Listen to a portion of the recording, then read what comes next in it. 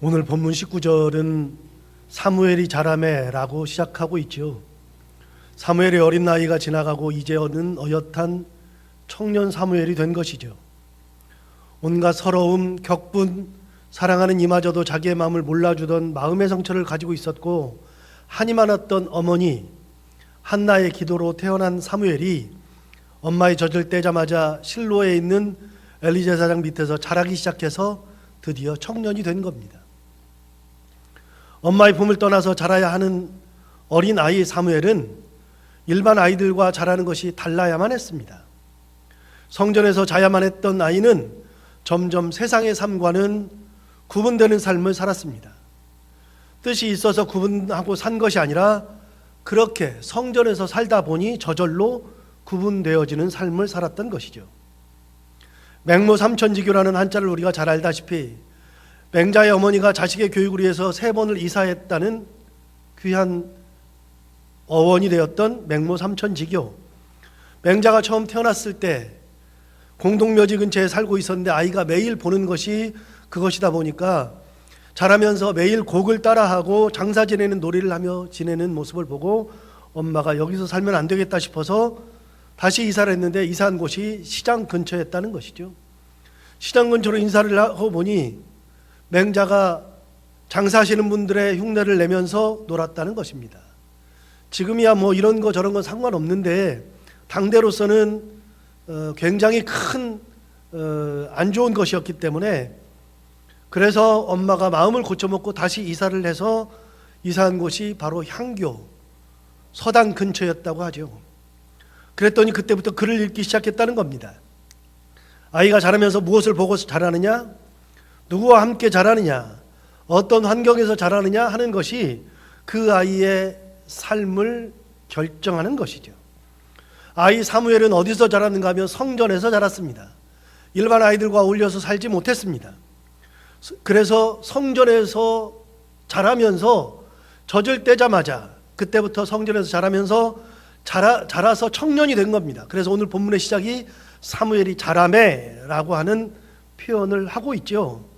성전을 떠난 적이 없었습니다. 심지어는 성전에서 누워 자기도 했습니다. 여호와의 궤가 있는 곳에서 잠을 자야 했으니까 그의 삶이 어떠했을까 하는 것은 조금만 생각해 보면 답이 나올 정도입니다. 성전에서만 자랐으니 자연스럽게 성전의 삶이 익숙해졌을 것이고 다른 생각을 할 여력이 없었을 것입니다. 일단 만나는 사람이 없었을 거니까요. 그런 측면에서 다른 것을 생각할 필요가 없다는 것은 참 의미가 있지 않을까 그렇게 생각이 됩니다. 결정적으로 지난주에 함께 은혜를 나눈 것처럼 성전에서 잠을 자다가 하나님의 부르심을 체험하기도 했습니다. 하나님이 총 3번을 부르셨는데 그 중에 2번까지는 그것이 하나님의 부르심이라는 것조차도 알지 못할 정도로 어렸습니다. 하나님의 부르심이 있다는 것을 알지도 못했습니다. 그러니 하나님이 부르시기만 하면 곧바로 잠을 자고 있던 엘리 제사장에게 달려가서 자기를 불렀느냐고 물었습니다. 엘리는 자기가 부른 적이 없으니 가서 자라고만 이야기했죠. 그렇게 2번 찾아갈 때까지 엘리도 몰랐고 사무엘도 하나님의 부르심을 알지 못했습니다.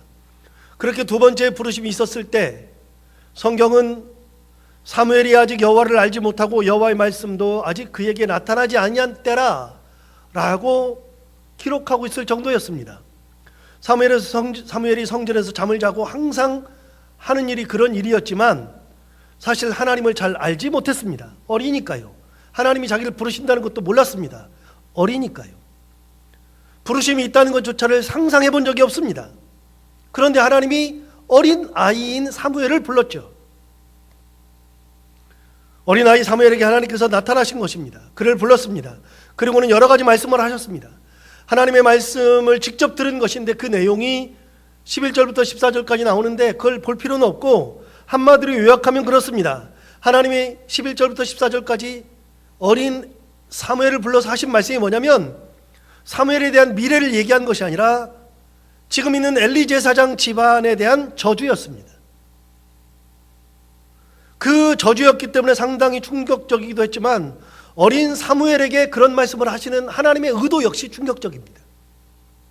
어린아이가 자기가 섬기고 있는 제사장 엘리의 가정이 그런 일을 당할 거라는 소리를 들으면 얼마나 충격적이었을까. 그런데 하나님께서 그런 말씀을 하실 정도였습니다.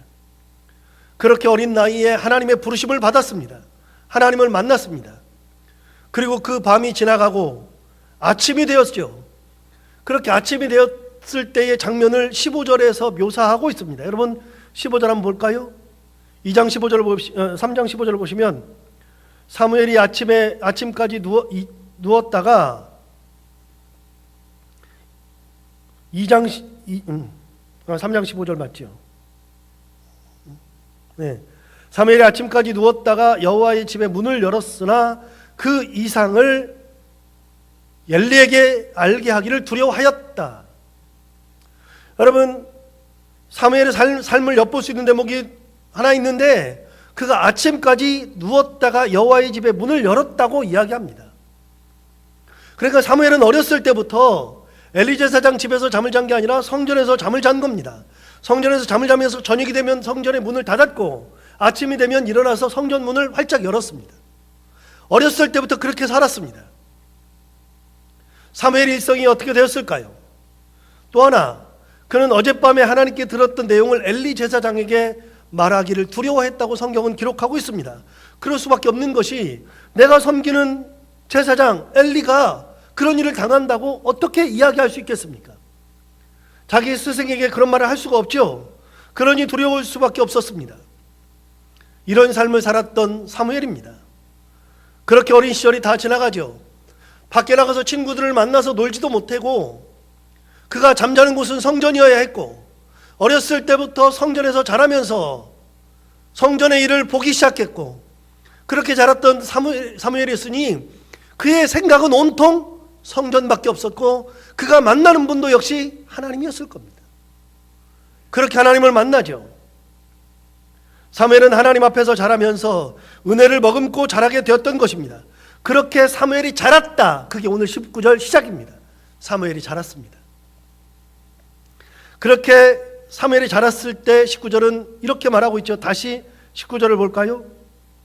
사무엘이 자라매 여호와께서 그와 함께 계셔서 그의 말이 하나도 땅에 떨어지지 않게 하시니. 사무엘의 삶에 대한 한마디의 유혹이 바로 뭐냐? 사무엘이 자랐을 때 여호와께서 그와 함께 계셨다. 사무엘이 나이가 들었는데 청년이 되었는데 하나님께서 사무엘과 함께 계셨다는 겁니다. 하나님께서 함께 계신다는 게 뭐죠? 우리 잘하는 표현이 있는데 하나님이 함께 우리 계신다는 게 뭐냐면 임마누엘이라는 표현입니다. 임마누엘이라는 표현은 성경에 3번 나오는데 그 중에 2번은 정확하게 이렇게 기록되어 있습니다. 한 번은 이사야에 나오고 한 번은 마태복음에 나오는데 이사야 7장 14절에는 그러므로 주께서 친히 징조를 너희에게 주실 것이라. 보라, 처녀가 잉태하여 아들을 낳을 것이요 그의 이름을 임마누엘이라 하리라. 이사야 7장 14절에는 정확하게 처녀가 잉태하여 아들을 낳을 것이요 그의 이름을 임마누엘이라 하리라.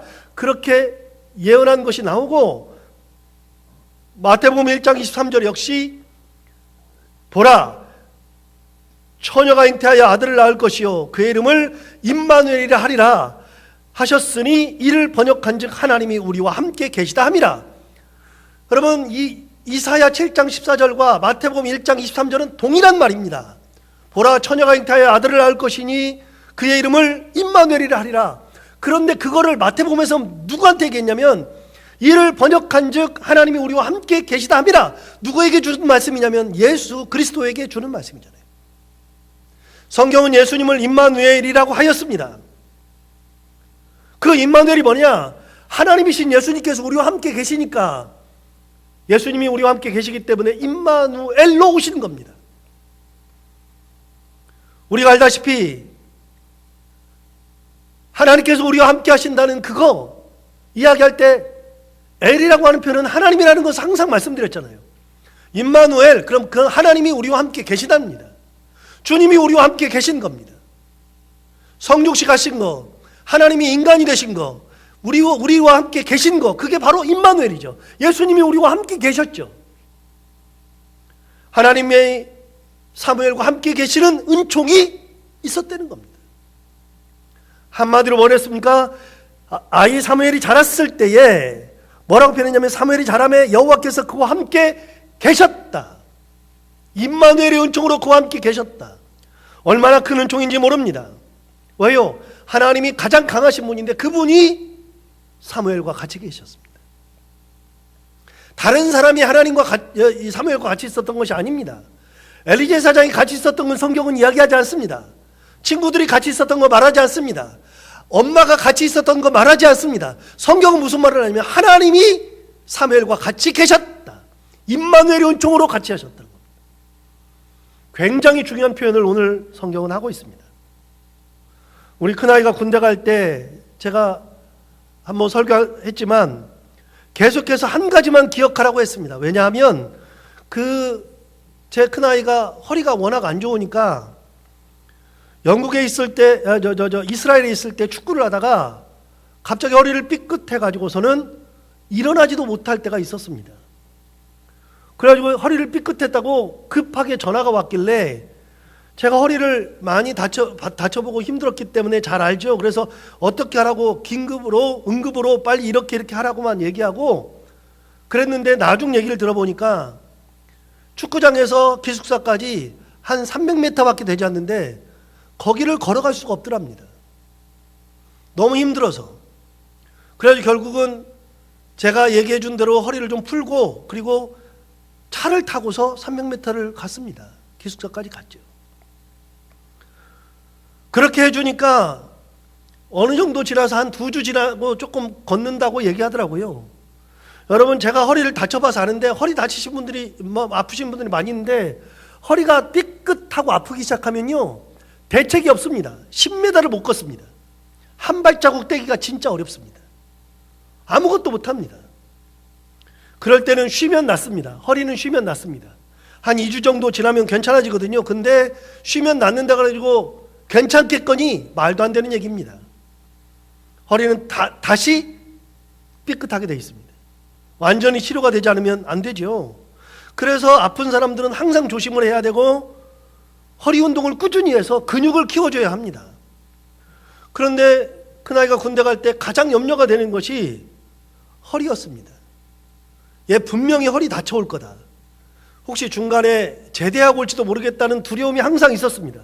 그래서 거기서 신앙생활 잘해야 된다, 하나님의 말씀대로 살아야 된다, 그 말은 나중에 했지만 가기 전에 한 달 동안 계속해서 뭐라 그러냐면 너 허리 다치면 안 되니까 행군할 때 힘들면 들어 누워라. 훈련 받다가 힘들면 들어 누워라. 자존심 세우지 말아라. 무조건 들어 누워라. 그러면 왜 그러냐고 물어볼 거고 허리가 아프다 그러면 너 그냥 차 태워서 보낼 거다. 괜찮다. 그렇게 끊임없이 얘기했습니다. 그러고 군대를 가고 나서부터는 계속 여러 가지 기도 중에 허리 때문에 기도를 굉장히 많이 했죠. 가장 큰 기도가 우리 큰아이에 대한 기도 중에 가장 큰 기도는 허리 다치지 않는 기도였습니다. 논산훈련소를 끝내고 지금 공병학교에 가 있는데 얼마 전에 전화통화를 하다가 이 녀석이 이런 말을 하더라고요. 사실은 논산에서 훈련할 때 허리가 굉장히 아팠답니다. 허리가 뻐근하고 힘들어가지고 훈련 받기도 힘들 때가 있었답니다. 그런데 제가 걱정할까봐 허리가 아프다는 소리를 못했답니다. 굉장히 아팠는데. 그러고 공병학교를 가서 훈련을 받기 시작하는데 공병학교에서 훈련을 받을 때 허리가 아파가지고 이렇게 하고 있는데 봤더니 같이 논산에 있던 훈련병이 같이 공병학교에 들어갔는데 어느 날 알고 봤더니 바로 옆에 친구가 카이로프랙틱을 3년을 배워가지고 얘가 자격증까지 있어가지고 허리를 전문적으로 만지는 애가 옆에 와 있더라는 거예요. 그래서 허리 좀 만져달라 그랬더니 얘가 허리를 만지고 나서부터 군대 가기 전부터 더 좋답니다. 지금. 그 말을 들으니까 제가 기도가 생각나는 거예요. 그래서 보은이에게 그랬습니다. 보은아, 아빠가 매일 너를 위해서 기도한단다.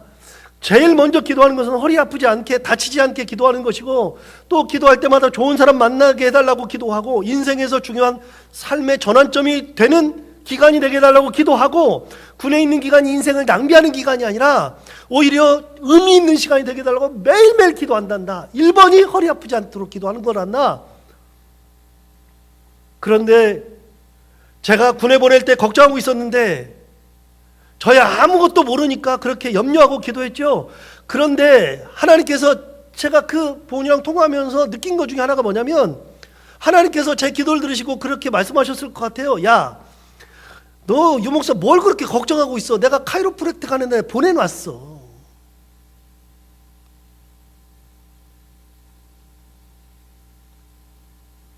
하나님께서 함께 하시면 걱정할 게 사실 없더라고요. 은혜를 주시면 걱정할 게 없는 거죠. 내가 걱정해서 해결하는 것이 아니라 하나님께서 함께 하셔야만 되는 거잖아요. 인생이라는 것이 그런 것이 아니에요. 어제 설교 준비를 끝내놓고 집에 갔는데 저녁에 또 전화가 왔어요. 전화가 와가지고서 뭐 이런저런 얘기를 하는데, 여러분, 전화 와가지고 그런 얘기를 할 때 이 녀석이 또 그런 얘기 하는 거예요. 자기는 군대 온 게 너무 좋대요. 처음에 군대를 그렇게 가기 싫어했거든요. 나 군대 가면 어떡하나 뭐 그랬는데 군대 간 게 너무 좋대요. 그래서 왜 그렇게 좋으냐 그랬더니 순간순간이 다 감사래. 그래서 뭐라 그러냐면 다 예비를 하셨대요. 전부 다 여기저기를 다 예비하셨대. 이런저런 걸 다 예비하셨대요. 뭐 허리 그것도 문제 그렇지만 내가 뭐 가야 할 길 이런 것들 고민을 엄청 했대요. 작년 3월 달에 한국에 돌아와가지고 군대 간다고 올 때만 해도 그때 내가 인생을 어떻게 살아야 되나, 어디로 가야 되나, 무엇을 해야 되나, 어떻게 해야 되나 막 고민을 했는데, 여기 와서 보니까 하나 둘 하나님께서 예비하신 것들이 느껴진다는 거예요. 그래서 매일매일 뭐 하냐면 자기는 매일매일이 감사의 기도래요. 그래서 제가 생각했어요. 야, 얘는 군대에서 평생 나오지 말아야 되겠다. 매일 감사래, 매일. 자기를 위해서 하나님께서 예비하신 게 있대요. 그러면서 뭐라 그러냐면 자기가 자기 고민하는 것 자체가 이게 사치래요. 그래서 똑같은 생각을 해요. 저한테 뭐라 그러냐면, 아빠, 그게 사치인데 제가 그거 고민하고 있을 때 하나님께서 그러셨을 거예요. 야, 네가 뭐 걱정해. 내가 너랑 함께 하는데. 지 입으로 그 얘기를 하는 거예요. 저랑 똑같은 생각을 하고 있잖아요. 야, 네가 뭘 걱정해. 내가 네 앞길을 내가 인도하는데, 네 삶을 내가 인도하는데. 여러분, 우리 자녀들이 세상을 살아갈 때 부모가 걱정한다고 되는 게 아니라 그 자녀들이 하나님을 붙들고 하나님의 은혜 가운데 있으면 된다니까. 내 삶 가운데도 하나님께서 주장하시면 되는 거예요. 어느 곳에 있든 상관이 없어요. 여러분, 무엇을 해도 상관이 없어요. 어느 때든 상관이 없어요. 그 어느 곳에 있든 무엇을 하든 어느 때든 하나님께서 은혜로 지켜주시고 인도하시면 우리가 고민하고 있는 것들이 아무런 문제가 안 돼요. 하나님 말씀하세요. 야, 네가 뭘 걱정해. 네가 뭘 고민해. 네 삶은 내가 붙들고 있는데. 사무엘은요, 친구들하고 노는 것을 몰랐어요. 성경을 보면 안타까워요. 어떻게 보면 놀아야죠. 노는 거 없는데 맨날 성전에서 그것만 해요. 여러분, 그게 사무엘의 인생을 보면 하는 것이 없는 것 같아가지고서 야, 이게 인생이 뭐 이러냐 싶은데 괜찮아요. 여러분, 어느 순간에든지 하나님이 사무엘과 어떻게 하셨다고요? 함께 계셨다. 무슨 은총이요? 임마누엘의 은총. 사지를 가도, 사지에 있어도 하나님의 임마누엘의 은총이 같이 하면 괜찮은 거잖아요. 다니엘이 사자굴에 들어갔을 때, 사자가 입을 벌리고 있을 때, 아무리 입을 벌리고 있어도 그 사자굴에 다니엘이 떨어져 내려갈 때 이미 천사가 먼저 내려가서 사자 입을 막고 있잖아요. 사자가 이상해요. 자기가 가가지고서 먹어야 되는데 입이 움직이질 않아. 입이. 그래서 제가 새벽 기도 때 가끔 얘기했잖아요. 저는 그걸 묵상할 때마다 뭐가 느껴지냐면요, 사자가 저걸 먹고 싶은데 못 먹어가지고 침을 질질 흘리는 거예요. 침만 흘리는 거예요. 아무것도 못 하잖아요. 여러분, 어느 순간에든지 임마누엘의 은총이 가장 좋은 거예요. 하나님이 계셔야죠. 그거보다 더 좋은 게 있어요? 여러분, 유창훈 목사가 같이 있으면 좋아요? 별거 아니에요. 그거 별거 아니에요. 제가 같이 있어봐야 뭘 해준다고요? 해줄 수 있는 게 아무것도 없는데, 가정에는 하나님이 계셔야 되고, 내 삶에도 하나님이 계셔야 되고, 내가 가는 길은 하나님께서 함께 계셔야 되는 거지. 사무엘한테 얘기하잖아요. 딱 얘기하잖아요. 사무엘이 잘하며 여호와께서 그와 함께 계시니 그랬잖아요. 더 이상 표현이 없잖아요. 다른 표현이 없잖아요. 가장 중요한 표현이 뭐예요? 임마누엘의 은총. 그래서 사무엘이 가졌던 은총은요, 임마누엘의 은총이에요. 하나님이 같이 계셨어요. 친구랑 놀지 못했어도 괜찮아. 성전에서 잠을 자도 괜찮아. 무엇으로도 괜찮아. 사무엘은 성전에서 잠을 잤습니다. 성전의 문을 닫기도 하고 성전의 문을 열기도 하고 밤새 거기서 잠을 자야만 했습니다. 그런데 그런 곳에서 잠을 자도 하나님께서 사무엘과 함께 계시니 사무엘의 인생은 앞날이 있는 거예요. 누가 앞날이 있어요? 하나님이 함께 하시는 사람에게 앞날이 있는 거죠. 19절 다시 볼까요? 재미있는 표현이 또 나오는데, 사무엘이 자라매 여호와께서 그와 함께 계셔서 그의 말이 하나도 땅에 떨어지지 않게 하셨다. 여러분, 사무엘의 말이 하나도 땅에 떨어지지 않았대요. 이게 무슨 말이에요? 여러분, 저는 옛날에 생각할 때 이렇게 생각했어요.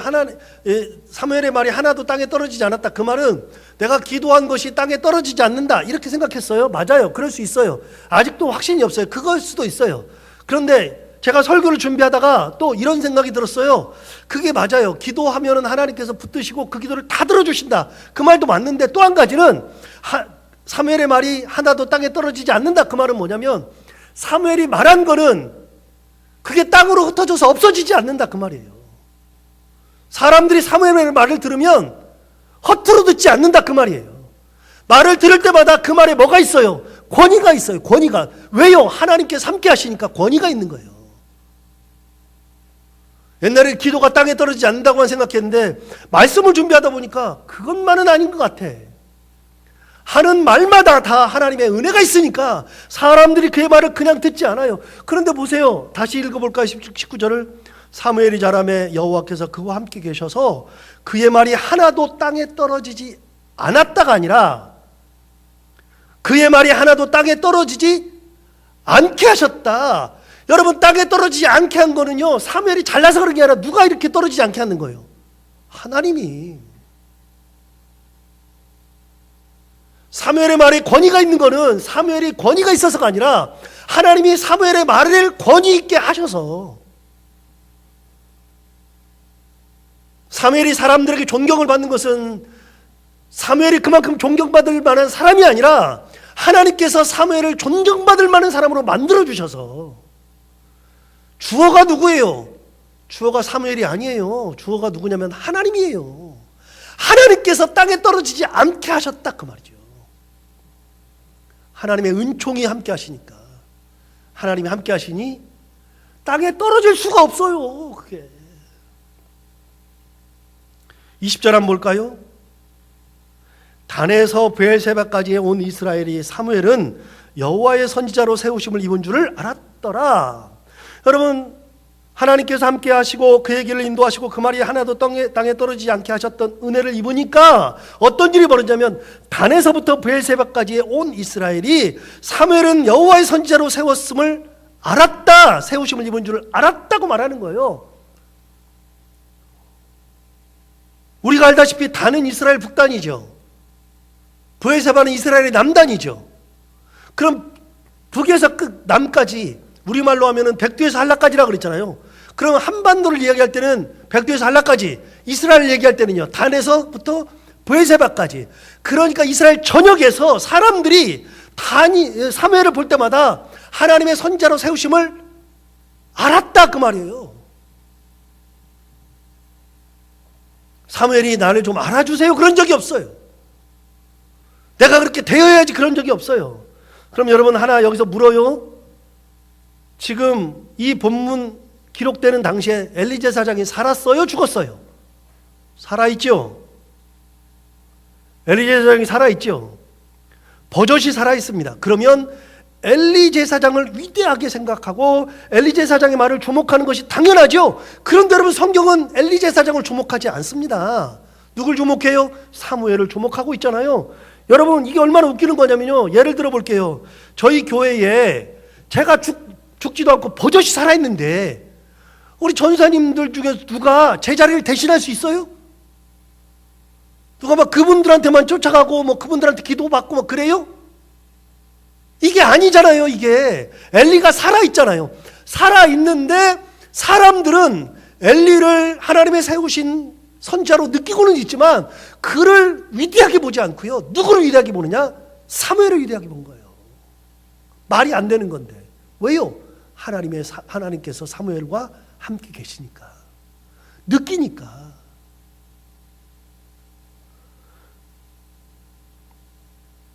그러니 이스라엘 모든 사람들이 사무엘은 하나님의 선지자로 세우심을 입었다는 것을 알고 있었다고 표현하고 있는 겁니다.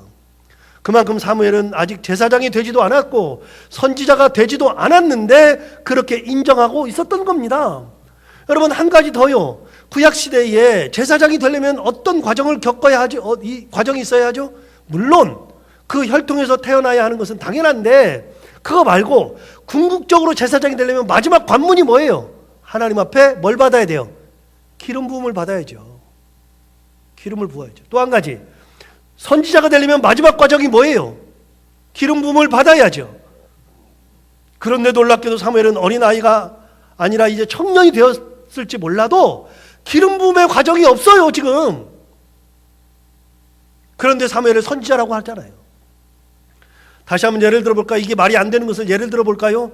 만약에 예를 들어서 누군가가 목사라 그랬어요. 목사님이라 그랬어요. 그래서 목사님인 줄 알았어요. 그리고 뭐 와서 설교도 하고 다 했어요. 다 했는데 알고 보니까 신학대학원을 안 나왔네. 여러분 뭐라고 생각해요? 사기꾼이라고 생각하죠. 미쳤다고 생각하죠.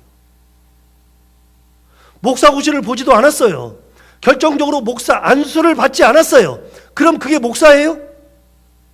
그가 설교하러 다녀오려면 여러분들은 뭐 환호해요? 아, 우리 목사님 오셨는데 그래요? 정식 교육도 없고 정식으로 거쳐야 하는 수련의 과정도 없고 결정적으로 기름 부음의 과정인 안수의 과정이 없다면 그를 목사로 인정하지 못하잖아요. 그런데 여러분, 진짜 놀랍게도 사무엘은 선지자라고 하기에는 아직 과정이 완성되지도 않았습니다. 그럼에도 불구하고 이스라엘 백성들 모두가 다 사무엘을 보면 하나님이 세운 선지자로 알고 있었다. 왜요? 하나님께서 그와 함께 하셨기 때문에. 하나님의 은혜가 임해있기 때문에. 그의 말이 땅에 떨어지질 않아요.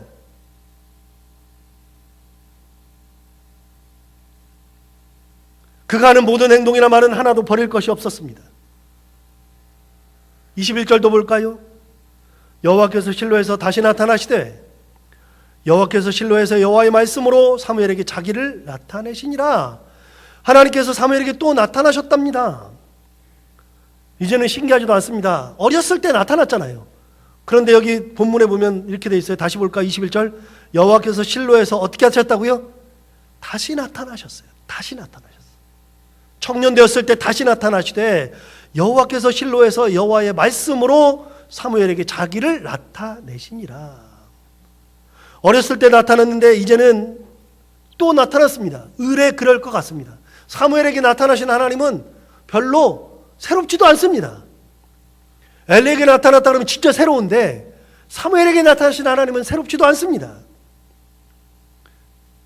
이게 광야에서 만나와 같습니다. 처음에는 만나가 내릴까 싶은데 매일 내리잖아요.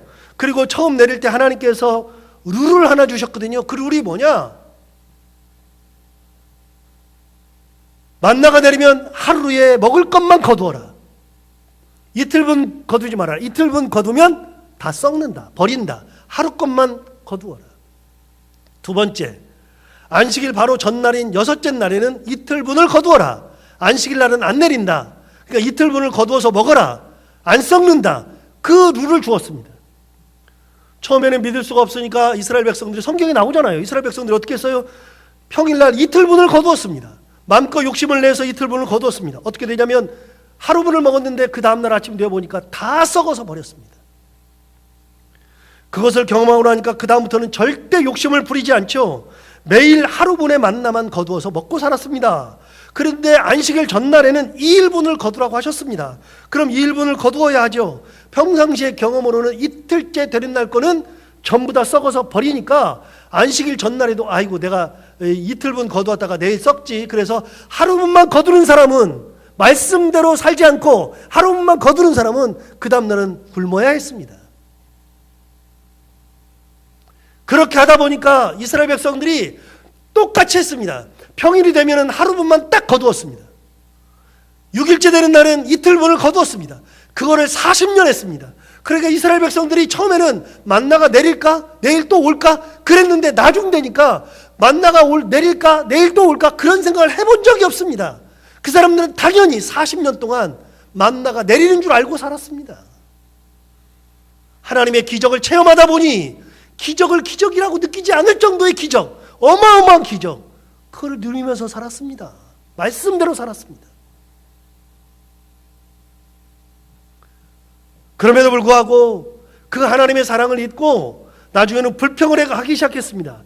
40년 동안 매일 똑같은 것만 먹으니 지겨워가지고서 지져먹고 볶아먹고 튀겨먹고 삶아먹고 이런 식으로 다 했잖아요.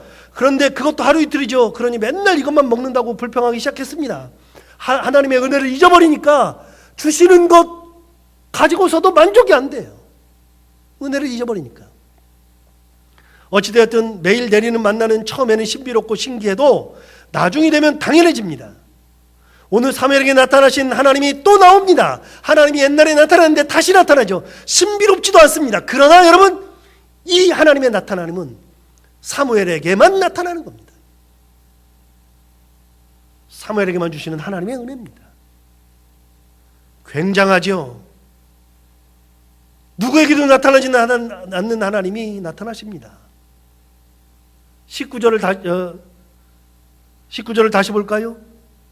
19절을 다시 보시면 사무엘이 자라매 여호와께서 그와 함께 계셔서 그의 말이 하나도 땅에 떨어지지 않게 하셨다. 여러분, 하나님께서 함께 하셨다. 땅에 떨어지지 않게 하셨다 그랬는데, 여러분, 그 당시에 이런 말을 들었던 사람은 한 명도 없어요. 그런데 여러분, 거꾸로 가볼까요?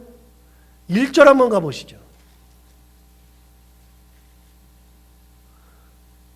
아이 사무엘이 엘리 앞에서 여호와를 섬길 때에는 여호와의 말씀이 희귀하여 이상이 흔히 보이지 않았더라. 말씀이 말씀으로 대접받지 못하니 이상이 보이지 않았습니다. 그렇게 이상이 희귀한 시대에도, 하나님이 대접받지 못하는 시대에도 하나님은 사무엘에게만큼은 역사하셨습니다. 사무엘을 붙들어줬죠. 여러분, 오늘 사무엘을 보면 답이 나옵니다. 인생의 길에 답이 나옵니다. 우리 인생의 길은 뭐냐? 어느 순간에든 무엇을 하든 어느 때든 어떤 상황이든 상관없이 우리의 삶은 하나님과 동행해야 된다는 겁니다. 하나님이 우리와 함께 계셔야 된다는 거죠. 이런 놀라운 은혜, 그런 은혜가 여러분의 가정과 자녀들과 여러분의 삶에, 그리고 우리 교회에 가득하기를 바랍니다. 기도하겠습니다.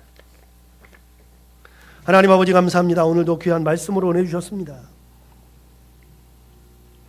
하나님이 사무엘과 함께 계시는 것이 얼마나 소중한 것인지, 함께 계시니 사람들이 사무엘을 최고의 선지자라고 여기기 시작했고, 사람들 앞에서 사무엘이 하는 말 하나도 땅에 떨어지지 아니하고, 기도도 땅에 떨어지지 아니하고 하나님의 은혜 가운데 이 모든 삶을 살아갑니다. 하나님이 또 사무엘에게 또 나타나십니다. 하나님 아버지, 어느 순간에든지 이 사무엘과 같이 우리가 세상을 살아갈 때, 세상 것을 가지고서 내가 염려할 때마다 하나님 말씀하실 겁니다. 야, 네가 왜 걱정해? 내가 다 해줄 건데, 내가 너와 함께 할 건데 하시는 하나님의 음성을 항상 들으며 하나님과 동행하며 살아가는 저희들 모두가 다 되게 하여 주옵소서. 예수님 이름으로 기도하옵나이다.